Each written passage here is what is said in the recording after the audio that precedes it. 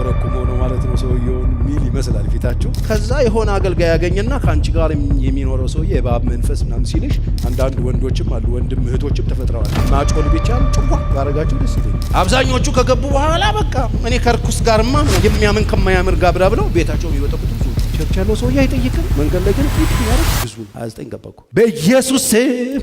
አንዳንድ እህቶች ግን እንደነካቸው ታው ቀለበት ታረጋላችሁ ግን ለማለት ፈልጋችሁ ራሳችሁ ላይ ተቋጥራላችሁ። ምንድነው የምትነግረን? ማስተርቸው የሚለው ቃል በተነበበ ቁጥር ውስጥ ሁሉ እንዲያገባቸው የሚፈልጋቸው ሰዎች ክቡ ነው የምትሉት። ሰላም ነህ ስትል ላበላብ የምታረግ አይነት አለ። የሆነ ብቻ ግርማ ሞገስ ያላት እንዲጠቅላ ብር ይዛለች ልሰጥ ወንድ እኮ ሲደነግጥ ሁለት ይጠይቃል እኮ እናንተ ሰፈር ኮባል ይልሻል ላንታው መላጣ ታዲያ ልጅቷ በቃ በውደዳት ዝም አላልኩ። ታላቅ ወንድሟ ጥርስህን አውልቆ አንድ አመት ሁሉ በተገናኙ ቁጥር እሷ ደግሞ እኔም ነግሬያቸዋለሁ። የዛሬ 20 ዓመት ሰዎች አካባቢ ላይ አልመጣም ለባልነት አለ። እኔ ዛኔ በጠይቅሽ ተፋፋር በኩልቱም ነው የማይሆን ጓደኛ ይገጥምና ቀዳሚ ስለያቀብ ስነ ስርዓታችሁ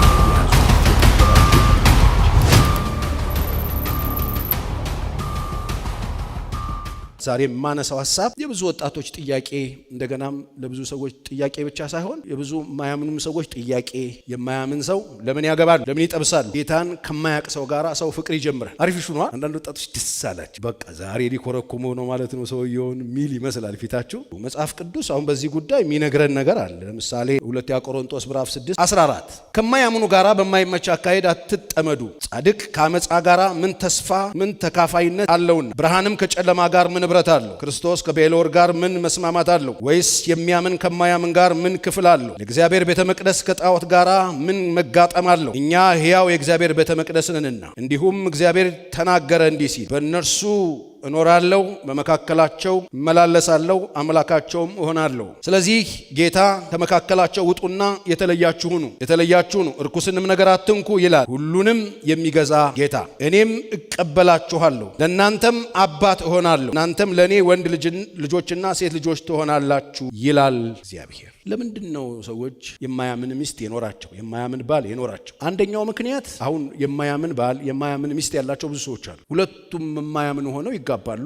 ሁለቱም የማያምን ሆነው ፍቅር ይጀምራሉ። ጨዋታ ውስጥ ይገባሉ። በደንብ ይሞዳሞዱና ከዛ ትራክ ውስጥ ይገቡና በደንብ ጉዞ ይጀምራል። ጋብቻ ይፈጽማሉ። ምን ሆነው? የማያምኑ ሰዎች ሆነው። አብርሃምና ሳራ ታውቃላችሁ፣ ኡር ነበር የነበሩት። እዛ ሰፈር ነው የተጋቡት። አብርሃም ክርስቲያን ሆኖ የተጠራ በጣም ልዩ ሰው ሆኖ አይደለም ያገባው። የነበረበት በጣም ከባድ ኤሪያ ላይ የነበረ ሰው ነው። እዛ ሰፈር ነው ሳራን ያገባው። እግዚአብሔር ወደ እርሱ ሲመጣ አግብቶ ነበረ። እንደ እድል ሆነና እግዚአብሔር አብርሃምን ሲጠራው እህታችን እኔ ካንተ ጋር ምናምን ይላል አላለችም። በጣም ጥሩ ሰው ናት ሳራ። ተከተላ ወጣች። ደግነቱ አንዳንድ ሰዎች እንደዚህ አይነት እድል አላቸው። የሆነ ጫት ቤት ይጋቡና ክለብ ይጋቡና የሆነ ቦታ ይጋቡና ይኖሩና አንዱ ይበራለታል። የበራለት ሰው አማኝ ይሆናል። የማያምን ከማያምን የሚባል ትዳር ባለቤት ይሆናል። እንደዚህ አይነት ቦታ ላይ የሚኖሩ ሰዎች እንደዚህ አይነት ጋብቻ መስርተው የሚኖሩ ሰዎች በጣም ትልቅ ስራ አላቸው። በተለይ የሚያምኑት ሰዎች። የማያምነው ሰው አይገባውም። ላይፉ ምን ሆነሽ ነው ይላል። መጀመሪያ ሰሞን ላይቃወም ይችላል። ቸርች ስትሄድ ምንም ላትልህና ላይል ይችላል። ከዛ ላይፋችሁ ምናምን በደንብ እየኖራችሁ እየሄዳችሁ እየተወጣችሁ እየገባችሁ ምንም ከዛ የሆነ አገልጋይ ያገኘና ካንቺ ጋር የሚኖረው ሰውዬ የባብ መንፈስ ምናምን ሲልሽ ይዞርብሻል። እህት ኮንሽ በተለይ ስለምትወዱ እህቶች፣ አንዳንድ ወንዶችም አሉ ወንድም እህቶችም ተፈጥረዋል። ማጮል ቢቻል ጭዋ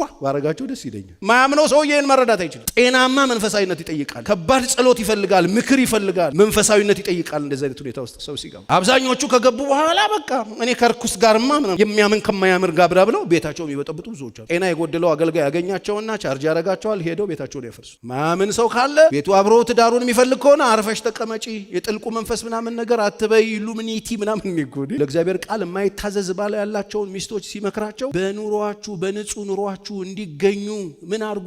ተገዙላቸው፣ ሰሚት አርጉ፣ ህይወት አሳዩአቸው። ይህ ጥልቅ መንፈስ ተውና በእናንተ ህይወት እንዲገኙ ተገዙላቸው ብሎ ነው የሚመክር። ሁለተኛው አንዳንድ ሰዎች ጌታን በጣም የሚወዱ የሆኑና ጎበዝ ክርስቲያኖች የሆኑና በጣም በቸርች ያደጉ ሰዎች አሉ እና በጣም ራሳቸውን ጠብቀው ጽድት ብለው ነው የሚኖሩት። ሰው ለጋብቻ ይጠይቃቸው፣ ለጋብቻ የማይጠየቁ ጸጉራቸው እዚህ ጋር የሆነ ምናምን ማንም አይጠይቃቸው ብለው ይጠይቃቸው። እስቲ ቆይ ቸርች ሊቀይር ያሉ ቸርችም ሲቀይሩ አይጠየቁ። በቃ እንደዚህ አይነት ሰዎች አሉ። ቸርች ያለው ሰውዬ አይጠይቅም። መንገድ ላይ ግን ፒፕ የሚያደርግ ብዙ ነው። የማያምን ሰው ብዙ ነው። እንደዚህ በጣም ኮንፊውዝድ የሆኑ ሴቶች አሉ። እኔ ምንድን ነኝ? ቸርች ያሉ ሰዎች አይናቸው ተዘግቷል። ውጭ ያሉት ደግሞ በቃ ላግባቸው። አሁን ቢሮ ብሎ ነፍሴን አውጥቷታል። በቀደም ነው በርግጥ የፈታው 3 ልጆች አሉት፣ ግን ካላገባሽ ይሄ ሰይጣን ክፉ አይደለ? እድሜ ያስታውሳል። 29 ገባኩ በኢየሱስ ስም ምንም አያስታውስም። ልደቴን ግን አይረሳው። የኔ ብቻ ነው የማይረሳው። እኛ ቤት ታኅሳስ ገብርኤል ስለሆነ ድፍን ኢትዮጵያ ሕዝብ ቁልቢ ምናምን ሄዶ የሚያከብረው እና በሰበቡ እኔ ለገብርኤል ደፋድፎ ነው አብሬ የምቆርሰው ለልደቴ። እናቴ በጣም ብልጥ ናት። ልደት ነው እሺ ትለኛለች። ልደቴ ጥቁር ድፎ ዳቦ ቆሜ።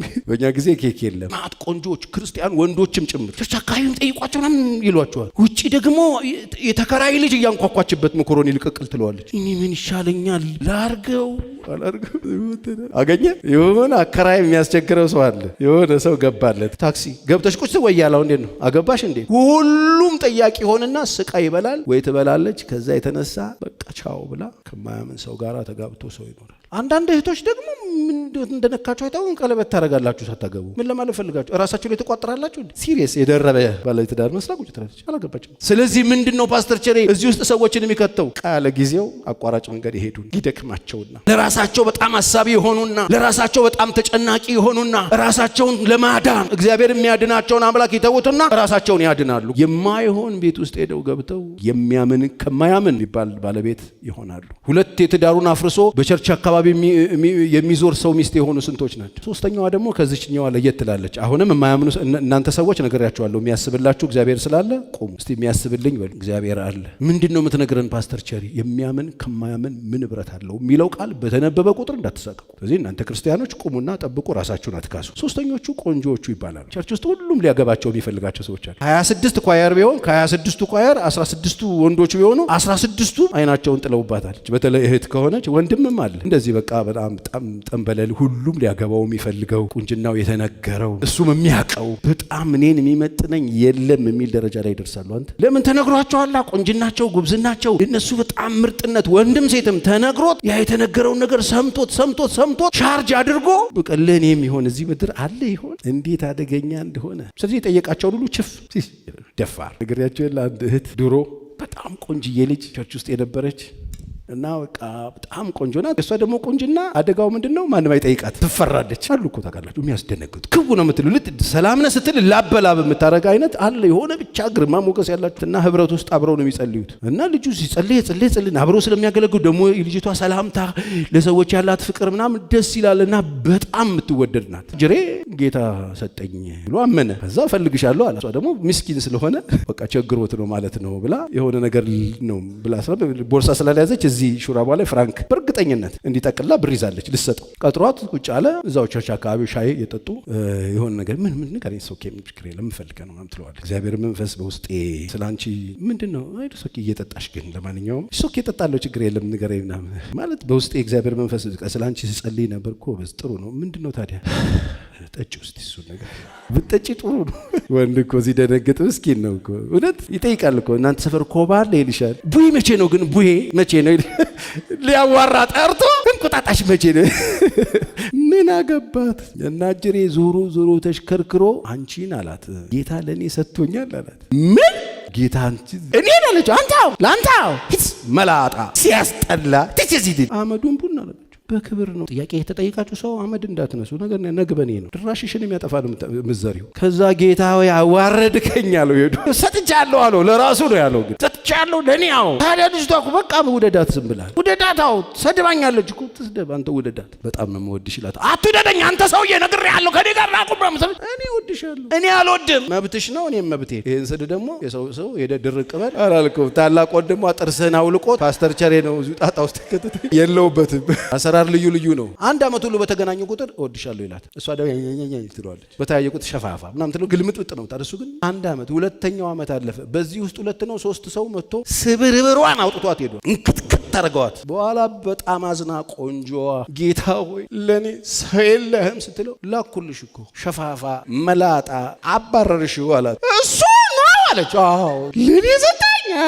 እንደ ልማዱ እሱ ሸፋፋ ሊጠጣ መላጣ ሊጠጣ መጣ። እወድሻለሁ ሲላት እወድሃለሁ አለች። እሷ ጌታ ደረሰለት። እወድሃለሁ እኔም እወድሻለሁ። አሁን ብታዩት አታውቁት። የዛሬ ሸፋፋ እንደዚሁ እንዳለ የሚቀር መስሎ ዛሬ የሀብት ማማ ላይ ያለ ሰው አንድ ጤነኛ እግር ያለው አለ እንፈታተሽ። እንደዚህ ነው ቪ የትኛው ቀጥ ያለ ነው? አሁን ባለሀብት ምንድነው ፓስተር ቸር የምነግረኝ? ቆንጆች እኔን የሚመጥነኝ የለም የምትሉ እነዚህ አይመጥነኝም ያሉ ሰዎች ቸርችና አካባቢ አብያተ ክርስቲያናት ፈልገው ያጡና የኔ ያለው እዛ አካባቢ ነው ብሎ አይናቸውን ማማተር ይጀምራል። በጣም ሪላክስ አድርጎ እንዲህ በጣም የሚገርመው ሰውዬ ያለው ክለብ ነው። እሱን ፍለጋ ይሄዳል። ለምን ቸርች አይመጥናቸውም? ቸርች አካባቢ ይመጥን የለ። እኔም ነግሬያቸዋለሁ። የዛሬ 28 ዓመት እኔ ቸርች አካባቢ ብታኝ አልመጥንም፣ ለባልነት አልመጥንም። እኔ ዛኔ ብጠይቅሽ ሸፋፋ አይደለም በኩርኩም ነው የምትይኝ። በረሮ ይመስል ሁሉ እግዚአብሔር ሰው አድርጎ የወንድ ጅንስ አድርገው ፎቶ የተነሱ ምናምን።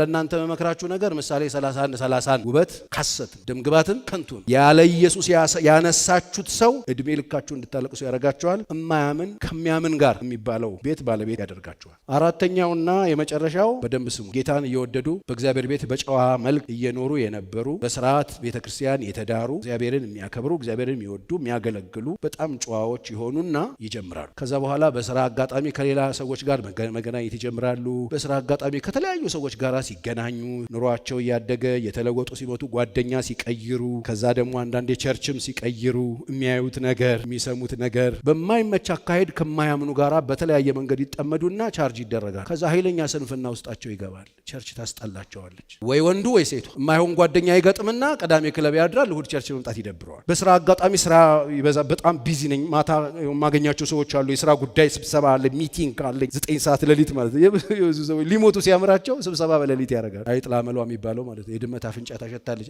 ይነክስሃል፣ ይበላሃል። እንደዚህ እንጸልይ ተብለህ እጅህን አንስተህ ውደቅ ብለህ ወግተኸዋል። ሴጣን ደግሞ ቂመኛ ነው። እዚህ የወጋኸውን እዛ ይወጋሃል። ቸርች መምጣት የሚያስጠላችሁ፣ ህብረት የሚያስጠላችሁ፣ የእግዚአብሔር ቃል የሚደብራችሁ፣ መጸለይ ያቆማችሁ ሳታውቁት አለማየት ትሆናላችሁ። ከዛስ የሚያምን ከማያምን የሚባለው ቤት ባለቤት ያደርገናል። ለዚህ መድኃኒቱ በተቀበላችሁት መሰረት በዛ መሰረት ላይ በጸናችሁበት መጽናት ጸንታችሁ ከትናንት ይልቅ ዛሬ ትጋትን እየጨመራችሁ አሜን። አሁን ምንም አያስፈልግም ቸርች ተጋብቻለሁ አግብቻለሁ ምናምን ብለህ በጓደኛ ወይ በጓደኞችሽ ተነድተሽና ተነድተህ ማይሆን አይነት ሙድ ውስጥ እየገባችሁ ያላችሁ ሰዎች እናንተ ሰዎች የሆነ ቀን የማያምን ጎራ ላይ ትሰለፋላችሁ። ስለዚህ ለእናንተ መመክራችሁ ነገር ስነ ስርዓታችሁን ያዙ። የጠገባችሁ ጴንጤዎች አሁን ብዙ መንፈሳዊ ነገር የሚያስፈልጋችሁ ያልመሰላችሁ፣ ምክንያቱም በፈለጋችሁ ጊዜ የፈለጋችሁትን ነገር ማድረግ የምትችሉበት አቅም ስላደራጃችሁ የምድረ በዳው ጓዳችሁን የምድረ በዳ ወዳጃችሁን እንደ ሎዶቅያ ቤተክርስቲያን አውጥታችሁ የጣላችሁ ከቤታችሁ እና ባለጠጋ የሆናችሁ ይመስላችሁ ብላለች አንድ ቆንጆ ልጅ ሀብታም ልጅ ጓደኛዋን የት ነው የምትሄጂው ስትል ቸርች። አንቺም ምን አተሽ ነው የምትሄጂው አለቻት። እኔ ምንም ፈልጌ አልመጣሁ፣ ፍቅር ነው ያመጣኝ፣ ኢየሱስን ስለምወደው። ተጠንቀቁ።